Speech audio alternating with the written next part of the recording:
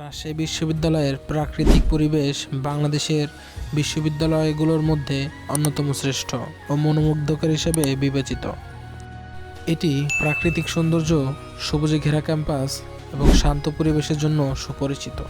রাজশাহী বিশ্ববিদ্যালয় রাজশাহী জেলা অবস্থিত বাংলাদেশের দ্বিতীয় প্রাচীন বিশ্ববিদ্যালয়।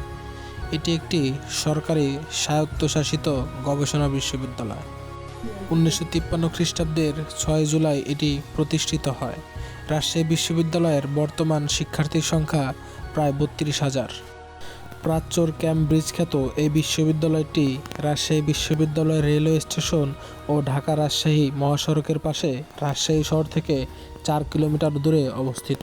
রাজশাহী বিশ্ববিদ্যালয়ের শিক্ষার্থীদের যাতায়াতের জন্য বাস একটি গুরুত্বপূর্ণ এবং বহুল ব্যবহৃত মাধ্যম। বিশ্ববিদ্যালয়ের কর্তৃপক্ষ শিক্ষার্থীদের জন্য নিজস্ব বাস সেবা প্রদান করে, যা বিশ্ববিদ্যালয়ের বিভিন্ন বিভাগ, হল এবং রাজশাহী শহরের বিভিন্ন এলাকা থেকে ক্যাম্পাসে যাতায়াত সহজ করে তোলে। রাজশাহী বিশ্ববিদ্যালয় কেন্দ্রীয় মসজিদ। এর অবস্থান বিশ্ববিদ্যালয় ক্যাম্পাসের কেন্দ্রীয় স্থলে প্রশাসন ভবনের খুব কাছেই। মসজিদটি আকারে ও সৌন্দর্যে এক অনন্য স্থাপনা। এটি শুধু নামাজের স্থান নয়, বরং রাবির ধর্মীয় ও সাংস্কৃতিক জীবনের একটি গুরুত্বপূর্ণ কেন্দ্র। এই মসজিদটি দৃষ্টিনন্দন ইসলামী স্থাপত্যশৈলীতে নির্মিত। এর বিশাল গম্বুজ, উঁচু মিনার এবং খোলা চত্বর ধর্মীয় ভাবগাম্ভীর্যের এক অনন্য পরিবেশ সৃষ্টি করে। এই মসজিদে বিশাল জামাত অনুষ্ঠিত হয়, যেখানে শিক্ষার্থী, শিক্ষক, কর্মকর্তা ও স্থানীয় লোকজন অংশগ্রহণ করেন। এটি হচ্ছে রাজশাহী বিশ্ববিদ্যালয়ের শহীদ মিনার, যা বিশ্ববিদ্যালয়ের অন্যতম গৌরবময় ও হৃদয়ের কাছে একটি স্মৃতিস্তম্ভ। এটি একদিকে যেমন স্থাপত্যশৈলীতে দৃষ্টিনন্দন, অন্যদিকে এটি দেশের ইতিহাস ও আত্মত্যাগের এক প্রতীক।